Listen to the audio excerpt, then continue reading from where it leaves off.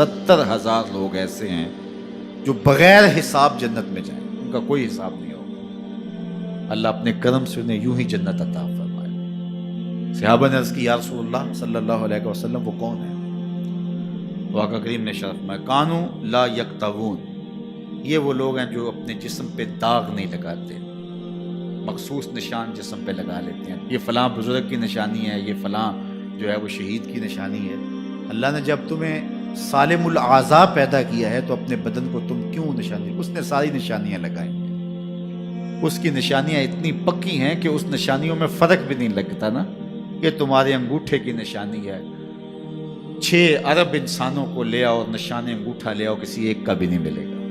یہ نشانی تمہارے رب نے لگائی۔ جیسی صورت تمہاری ہے ایسی صورت کسی اور کی نہیں بنائی، تمہیں منفرد بنایا اس میں۔ پوری کائنات میں سارے لوگ تمہارے جیسے ہیں لیکن تم پھر بھی الگ دکھائی دیتے ہو۔ سب کی 2 آنکھیں، سب کا ناک، سب کے ہونٹ، سب کا رنگ ملتا جلتا، لیکن سب کی شکلیں الگ ہیں۔ یہ زید ہے، یہ بکر ہے، یہ عمر ہے، یہ آس ہے، یہ فلاں ہے۔ دوسرے وہ ولا یسترقون، اور وہ رکیہ نہیں کرتے، یہ چھو منتر جادو ٹونا ہر وقت عاملوں کے پاس بھاگے پھرتے ہیں، اور وہ انہیں جو ہے وہ غلط سلط ٹوٹ کے ٹونے بتاتے ہیں اور وہ کرتے رہتے ہیں۔ عجیب لوگوں کے نفسیات ہوتے ہیں، صبح سے لے کر شام تک اسی چکر میں رہتے ہیں اور پھر ساری زندگی ان توہمات سے نکل ہی نہیں پاتے۔ اللہ نے تمہیں پیسے دیے ہیں، نئی گاڑی تم نے خریدی ہے، چھوٹے بچے کا جوتا کیوں باندھ دیا آگے؟ تم جوتا باندھنے سے اگر یہ ایکسیڈنٹ سے، حادثے سے گاڑی بچ سکتی ہوتی ہے تو پھر پاکستان کے جتنے PIA کے جہاز ہیں سب پر باندھ دینا چاہیے، سب پہ جوتے لٹکے ہوئے ہیں۔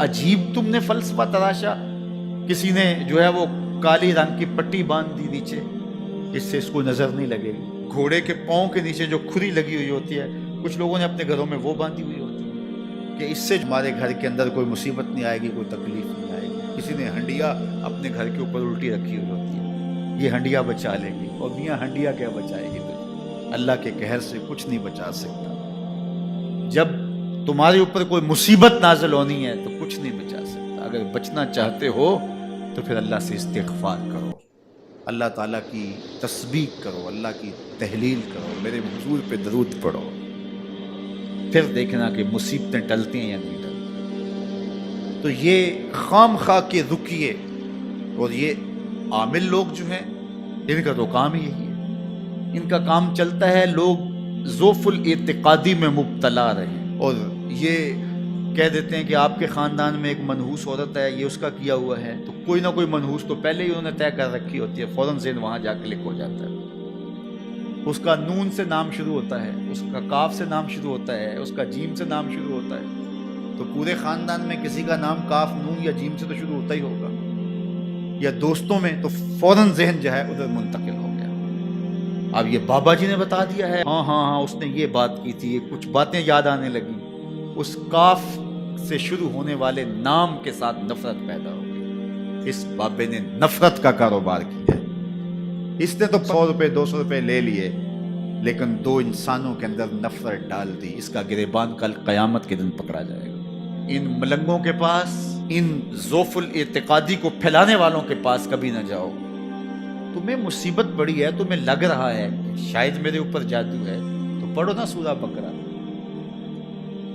جادو جڑ سے اکھڑ جائے گا۔ 40 دن اپنے گھر میں سورہ بقرہ پڑھو، برکت ہوگی۔ کہتے ہیں مولوی صاحب 40 دن تو نہیں پڑھی جا سکتی، 2.5 پارے، ہمیں کوئی تعویذ ہی کر دیں۔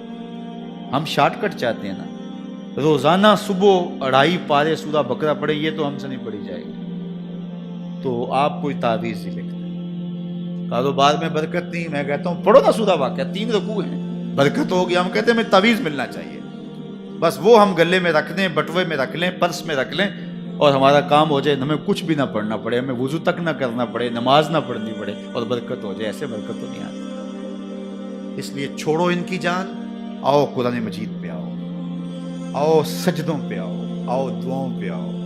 سحری کے وقت اس کی رحمتیں آواز دے رہی ہوتی ہیں، حل میں مسترزقن، ہے کوئی رزق مانگنے والا، اور تم اس وقت سوئے ہوئے ہو، سارے دن ٹھوکریں کھاتے ہو۔ آؤ نا اس وقت جھولی پھیلا کے، ہاتھ پھیلا کے کہو مالک تو جھولیاں بھر دے، تو پھر دیکھنا کبھی کمی نہیں آئے گی، عطا فرمائے۔